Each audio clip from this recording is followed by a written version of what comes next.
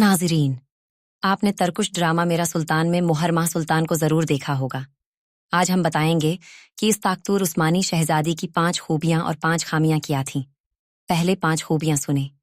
Number 1، مہرماہ سلطان نے بہترین سفارتی ذہانت سے سلطنت کو سیاسی فائدہ پہنچایا۔ نمبر 2، باپ سلطان سلیمان اور بھائی سلیم دوم کے لیے مضبوط حمایت کا کردار ادا کیا۔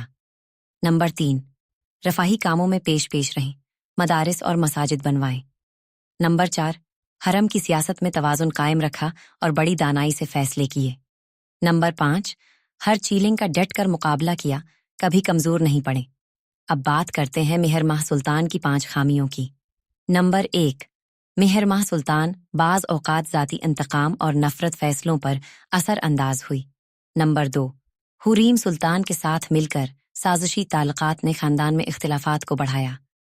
نمبر 3، طاقت کی ہوس میں بعض نرمی کی گنجائش کھو دی۔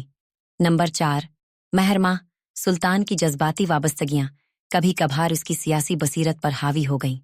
نمبر 5، اپنے مفادات کے لیے بعض دفعہ دوسرے شہزادوں کے خلاف سازش کی۔ اگر ایسی عظیم اور طاقتور عثمانی خواتین کی کہانیوں میں دلچسپی ہے تو جڑے رہیں ہمارے چینل کے ساتھ۔